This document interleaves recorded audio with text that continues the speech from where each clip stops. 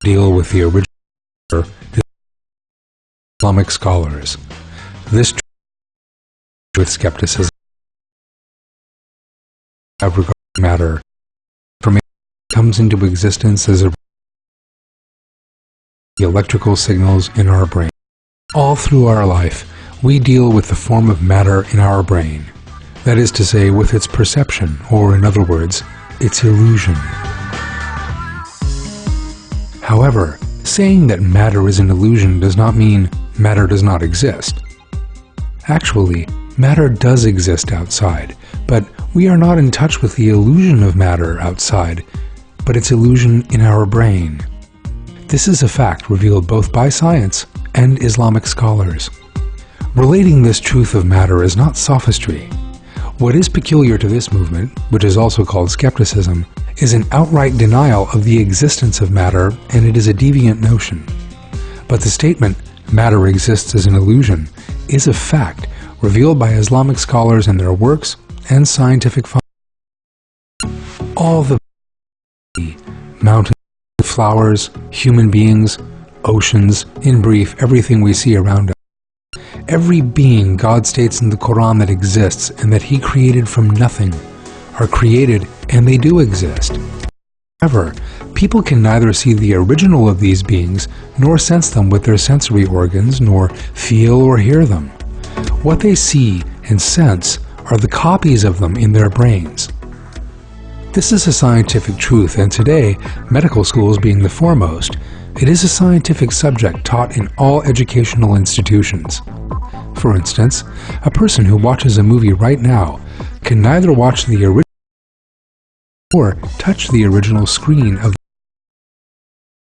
from the original of this movie is transformed into electrical signals by some cells in the human eye. The electrical signal reaches the visual cortex at the rear of the brain and alerts it. As a result, the image of this movie comes into existence at the rear of the brain.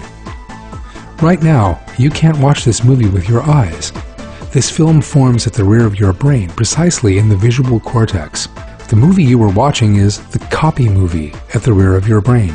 The original of this movie is seen by God. This is the fact that Mr. Adnan Oktar relates in his works.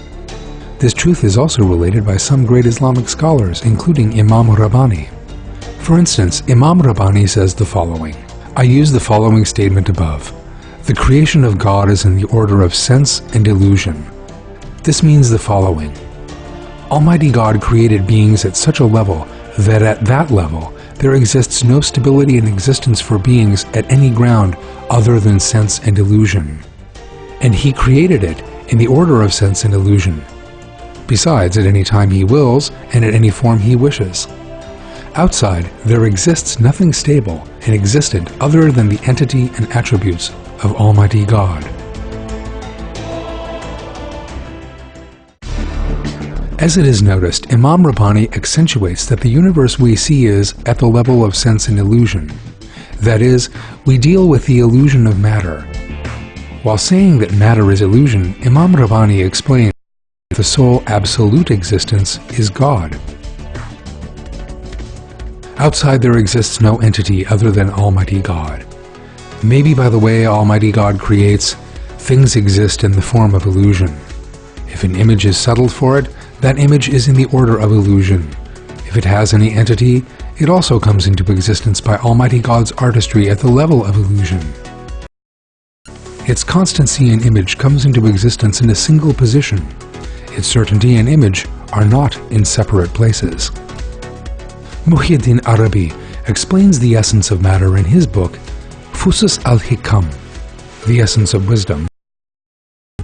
We say, you need to know that beings other than God, or what is known as the universe, is, in proximity to God, like the shadow of a person. This being the case, beings other than God are the shadows of God. The shadow absolutely exists in the form of sense. The great scholar Imam Jafar Sadiq explains that all the information we have regarding the outside world consists of the information we have in the small visual cortex of our brain, with an erudite example. Abu Abdullah Imam Jafar Sadiq said, O Hisham, how many sense organs do you have? He said, I have 5 sense organs. Imam Jafar Sadiq said, which one is smaller than the others? He said, eyesight. Imam Jafar Sadiq said, what is the diameter of eyesight? He said, the size of a lentil or smaller than it. Imam Jafar Sadiq said, O Hashim, look around and explain to me what you see in front of you and above you. He said, I see the heavens, the ground, palaces, lands, mountains, and rivers. Imam Jafar Sadiq said, God, who is able to place all these entities into a lentil or something smaller than a lentil, can place all the world into an egg without downsizing the world or enlarging the egg. Hisham immediately embraced Imam Sadiq. He kissed his hands, head, and feet and said, This is enough for me, O the son of Messenger of God, this is enough for me. Just as Imam Jafar Sadiq said.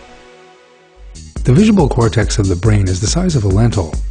Both the image of a small room or a wide landscape fit into this tiny space within the brain. All the information a person has regarding what he calls his house, his car, his property, or beauty actually merely consists of the image presented to that person in this lentil-sized space. No one who has ever lived throughout history has ever seen the original of matter, that is, his house, his car, his property, and even his own body that exists outside his brain. He merely knows everything by the image God makes him see in his brain. To conclude, that matter is an illusion coming into existence in our brains does not render it non-existent, but it does provide us with information about the content of the matter with which we deal. This information is the fact that no person can be in touch with the original of matter. No doubt, this manifestation of God's unique artistry of creation.